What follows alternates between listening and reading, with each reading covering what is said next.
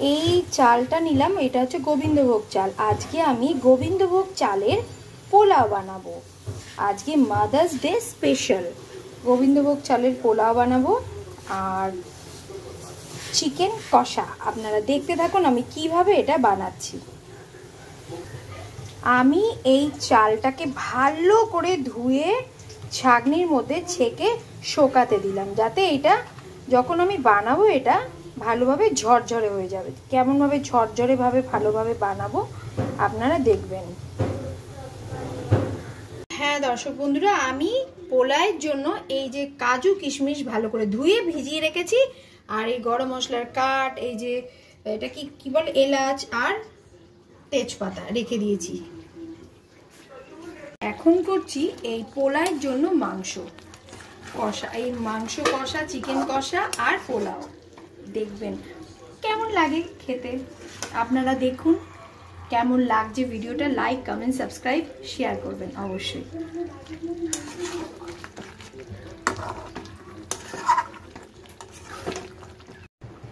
এবারে আমি এই চালটা এর মধ্যে দেখুন কতটা ঝরঝরে হয়েছে।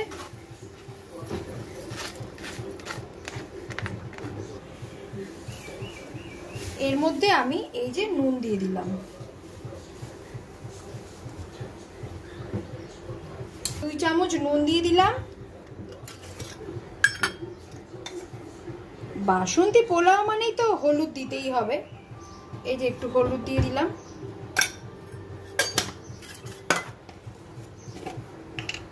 আর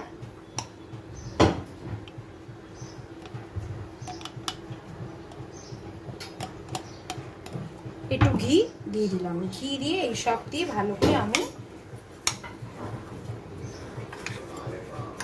নাড়িয়ে নিচ্ছি।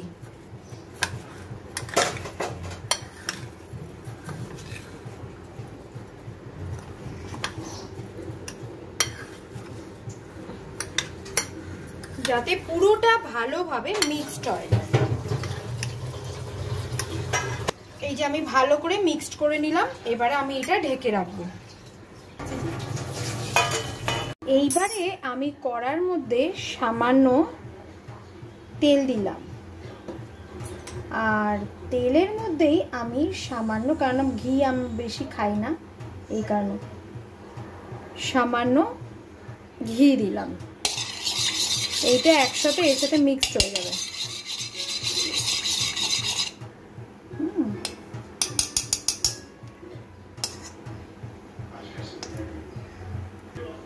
তেলটা গরম হয়ে গেছে। এবারে আমি এই যে গরম মশলা আর এই তেজপাতাটা এর মধ্যে দিয়ে দেবো। এবারে আমি এই কাজু কিশমিশটা ভালো করে এর সাথে ভেজে নেব।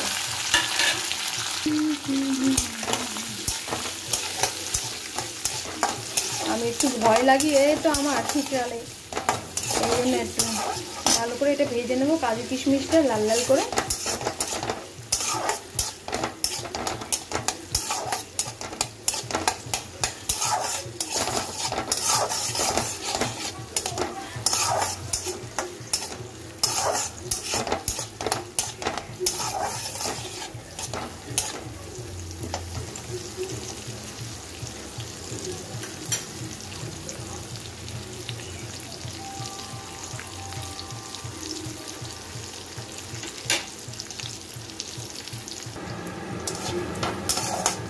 এটা প্রায় ভালো করে ফ্রাই হয়ে গেল। আমি এই যে এই চালটা আমি এর মধ্যে দিয়ে দিচ্ছি।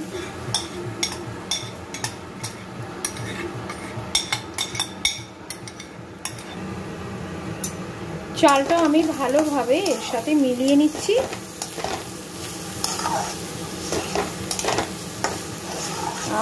কি সুন্দর ঘিয়ের গন্ধ, খুব সুন্দর লাগছে গন্ধটা। এবারে দেখি কতটা কেমনি হয়, কতটা কি চাল সিদ্ধ হয়, কতটা কি হয়।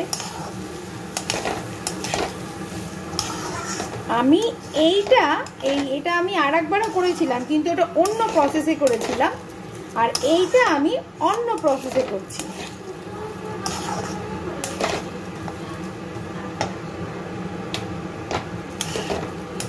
ভালো করে নাড়িয়ে নাড়িয়ে সুন্দরভাবে চার সাইড দিয়ে নিয়ে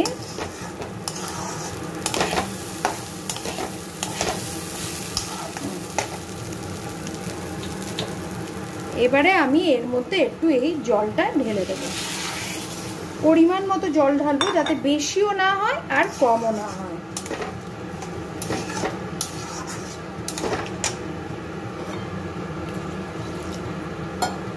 আবার যদি আমার জলের প্রয়োজন হয় তখন আমি ঢালবো। এই যে জলটা দিয়েছি, আর একটু আমি এর মধ্যে জল দিয়ে দিলাম, কেন চালটা আবার একটু ইয়ে হবে তো। আর এবারে আমি এটা ঢেলে দেবো। দেখি কত দূর হলো, এখনো বাকি আছে।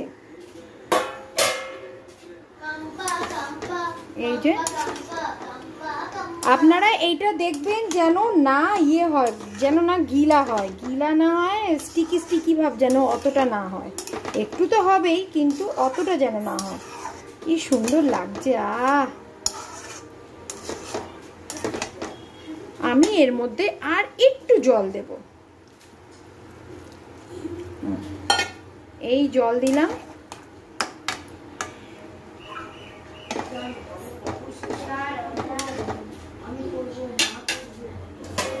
এবারে ঢাকা দিয়ে দিলাম। এইবারে দেখি কতটা কি হলো।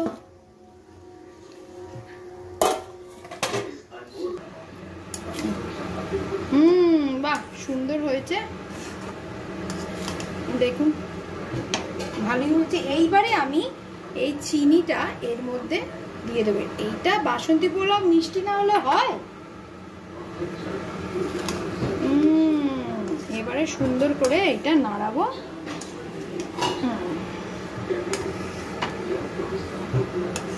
এর মধ্যে যেটুকুনি যা যা একটু রস রস হালকা আছে সব আপনার এটা শুকিয়ে যাবে।